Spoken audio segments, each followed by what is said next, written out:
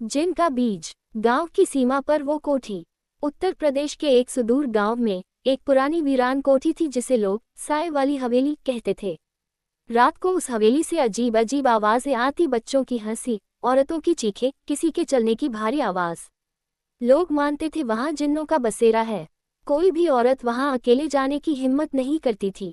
गांव में एक सीधी सादी लड़की थी, रुखसाना, जिसकी हाल ही में शादी हुई थी। उसका पति जहीर काम के सिलसिले में शहर चला गया और वो मायके में थी। एक दिन दोपहर को गांव की औरतें जंगल के पास आम चुनने गईं। रुखसाना भी उनके साथ चली गई। उन्हें नहीं पता था कि वे साय वाली हवेली के करीब पहुंच गई हैं। जब औरतें वापस जाने लगीं, रुखसाना को कुछ आवाज सुनाई दी, कोई पुकार रहा था, बचाओ। वो जो ही हवेली के पास पहुंची, दरवाजा अपने आप खुल गया और फिर काला अंधेरा। उसे नहीं पता चला कि क्या हुआ। 2 घंटे बाद वो बेसुध हालत में गांव की सीमा पर मिली। होश में आने के बाद भी वो कुछ बोल नहीं पाई, बस दीवारों को घूरती रहती और कभी अचानक चीखने लगती। रुखसाना का व्यवहार बदलने लगा। वो रात में जागती, अंधेरे को ताकती रहती और खुद से बातें करती। 3 हफ्तों बाद जब डॉक्टर के पास ले जाया गया, सब हैरान रह गए, वो गर्भवती थी। लेकिन जहीर तो महीनों से गांव में नहीं आया। उसकी मां ने रोते हुए कहा, गांव में कानाफूसी फैल गई, ये कोई इंसानी बच्चा नहीं है, ये जिन का बच्चा है।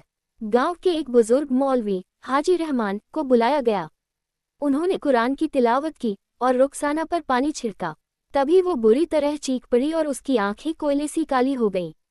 एक भारी डरावनी आवाज उसके मुंह से निकली, वो मेरी है, मैंने उसे चुना है, अब वो मेरा बीज पाल रही है। मौलवी सन रह गए। ये साफ था जिन ने रुखसाना के साथ जबरदस्ती की थी और अब वो उसका वारिस पैदा कर रही थी। रुखसाना का पेट सामान्य से तेजी से बढ़ने लगा। 5 महीने में ही उसका शरीर मानो 9वें महीने जैसा हो गया। रात में अजीब आवाजें आती, कभी बच्चे के रोने की, कभी दांत पीसने की। एक रात उसकी मां ने देखा कि रुखसाना पेट पर हाथ रखकर धीमे धीमे गा रही थी, सो जा मेरा काला चांद, तेरे पापा आएंगे रात। उसके आसपास हवा ठंडी हो जाती, दिए अपने आप बुझ जाते। 9वें महीने में रुखसाना की हालत बिगड़ने लगी। डॉक्टर बुलाया गया, पर जैसे ही वो घर में घुसा, छत से एक भारी साया उसके ऊपर गिरा और वो बेहोश हो गया।